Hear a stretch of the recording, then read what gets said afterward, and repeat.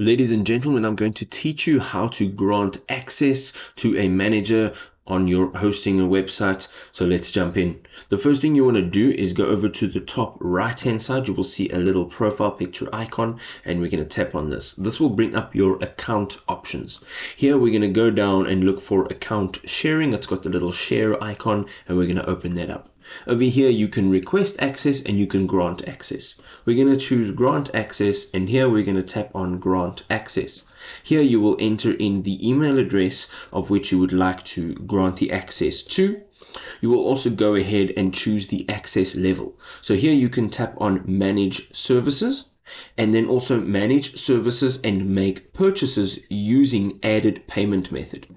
We can now go ahead and select the services that are applicable. So either the premium web hosting or the .online, which was your domain. So you can choose which services you would like your manager to be able to have access to.